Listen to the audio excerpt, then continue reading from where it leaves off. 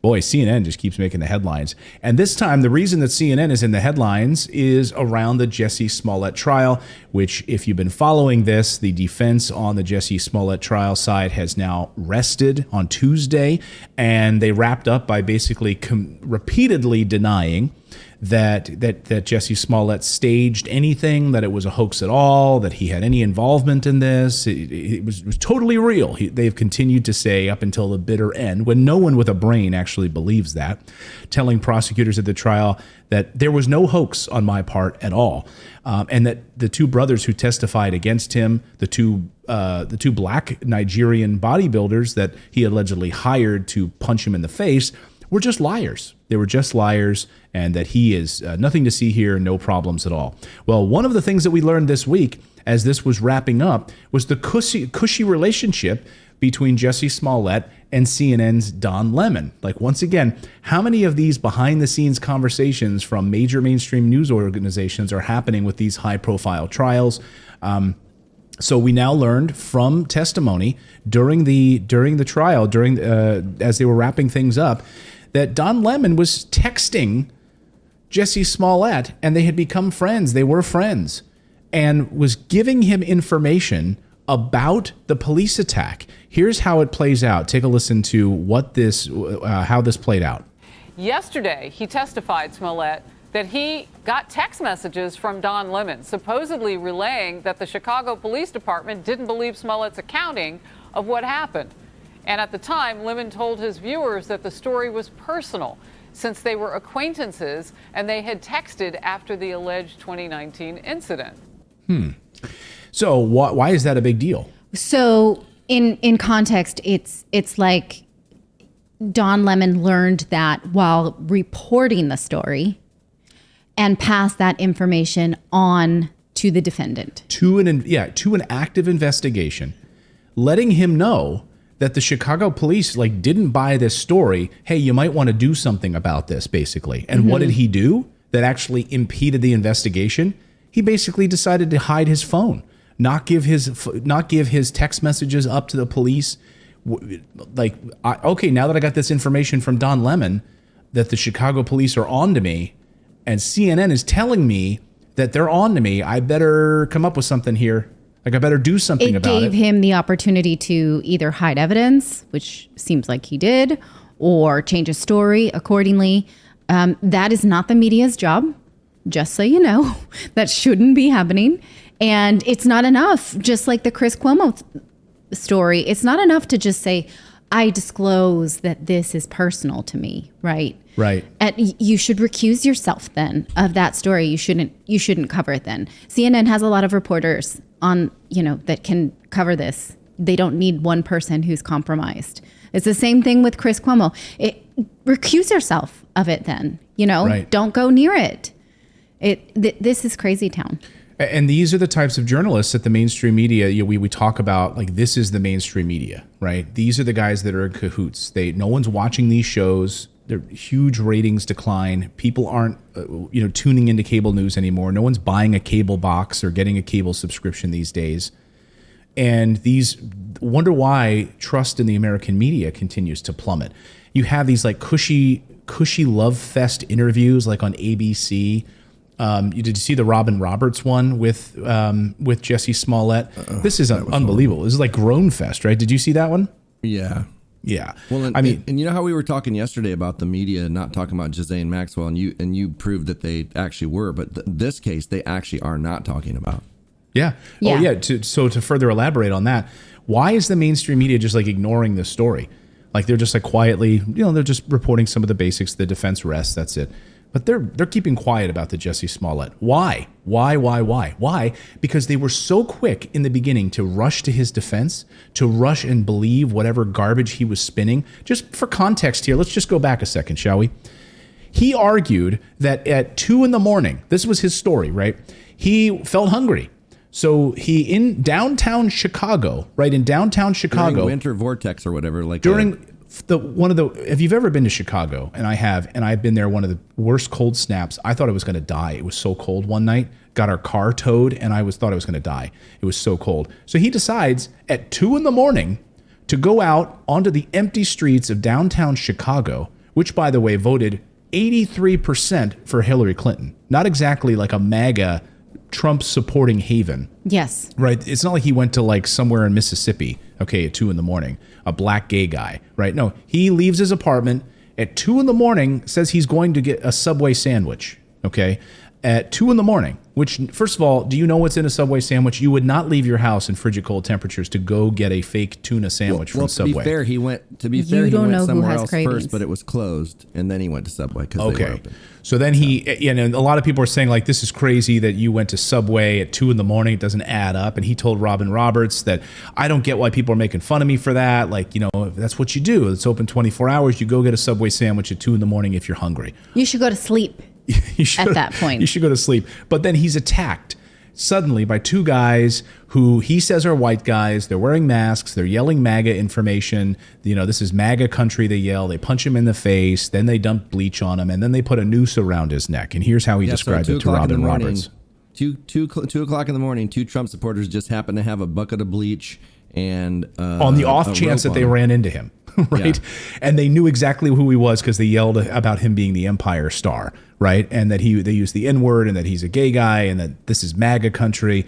And here's how he describes that to Robin Roberts. My issue, it feels like if I had said it was a Muslim or a Mexican or someone black, I feel like the doubters would have supported me a lot more. And that says a lot about the place that we are in our country right now. The fact that we have these fear mongers, these people that are trying to separate us, and it's just not okay. Mm-hmm.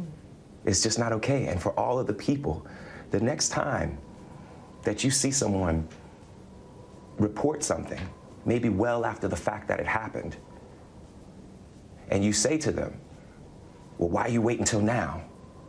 Just remember that mine was reported right away. And look what has happened. The phone. Mm-hmm.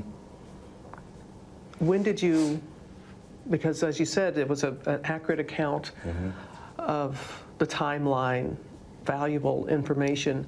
When did you make that information available to the police? We had to give the phone records, which they didn't originally ask for my phone records. They asked for my phone. They wanted me to give my phone to the tech for 3 to 4 hours. I'm sorry, but I'm not going to do that. Why? Of course not. Of course not. I'm not going to do that. Because it's going to show you.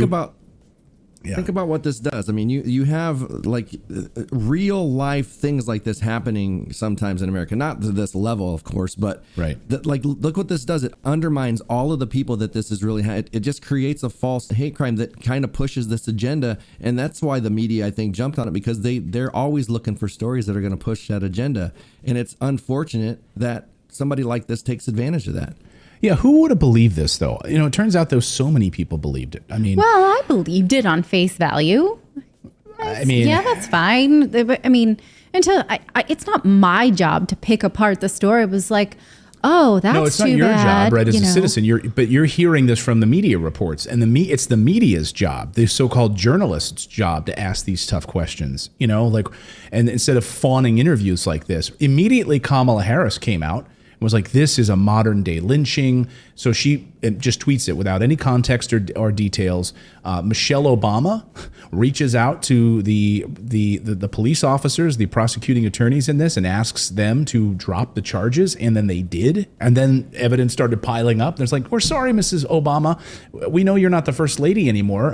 But we now have enough here to actually prosecute him. He was lying about this. He hired these guys. In fact, here's what the police said at the time. They had the check that he wrote to these guys hiring them to beat him up. The scratches and bruising that you saw on his face was most likely self-inflicted. The staged attack lasted 45 seconds. We have evidence that we have the check that he used to pay them. Today. I mean, why are you going to leave a paper trail like that, dummy?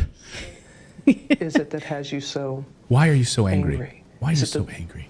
The attackers? It's the attackers, but it's also the culture. The attacks. Yeah, the attacks. It's like, at first it was a thing of like, listen, if I tell the truth, then that's it, because it's the truth. then it became a thing of like, oh, how can you doubt that? Like, how do you not believe that? It's the truth. And then it became a thing of like, oh, it's not necessarily that you don't believe that this is the truth. You don't even want to see the truth. Oh, okay. So that's it. We just don't want to see the truth. We just don't want to see the truth. Yeah.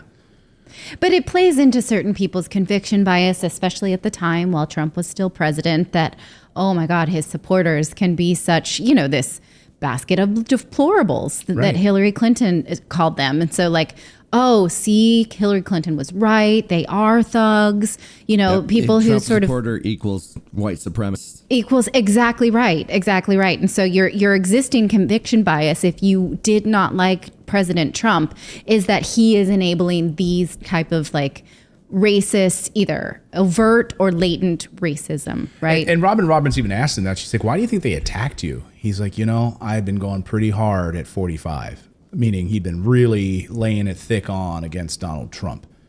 Oh. Really?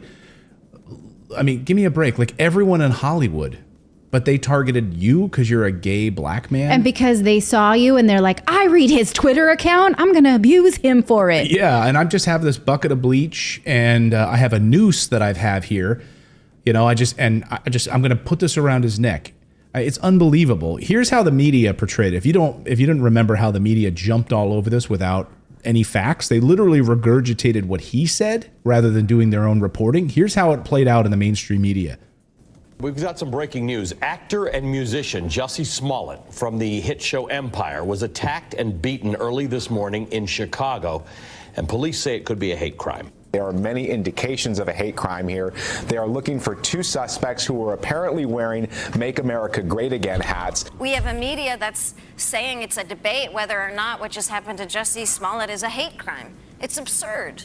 Jussie Smollett had a noose on his neck just this week. And the media has really cast so much doubt on his story, which I find so personally offensive, that a gay black man is targeted and then suddenly he becomes the victim of people's disbelief. Yeah. He said his attackers hurled racial and homophobic slurs at him. And this is America in 2019. This is America in 2019. There you go. No, it's America in 2021, and nothing's really changed. But it's unbelievable to see this cushy relationship. I wonder if you asked any of them now, like if they would still double down on how they felt then. Well, Kamala Harris was asked that question, right? Because she came immediately out with a tweet that said, this is a modern day lynching. This is a modern day lynching. We should all be ashamed of ourselves. We need to. She actually wrote a letter to the Department of Justice basically saying we need to have a review of major Department of Justice bureaus and offices to make sure that we're getting accurate reporting of hate crimes across the country. So there was mobilization on this issue from Kamala Harris, right? And then she was asked about it after it came out that this whole thing was a joke, and she just couldn't answer it. Here's what she said. Your initial tweet of him, would you like to make an amendment to your original sentiment? Which tweet? What tweet? About saying that it is a modern day lynching, that... Sorry. Yes, Jussie Smollett. Okay, so I will say this about that case. I think that the facts are still unfolding, and I'm very... concerned about, obviously, the initial allegation that he made about what might have happened.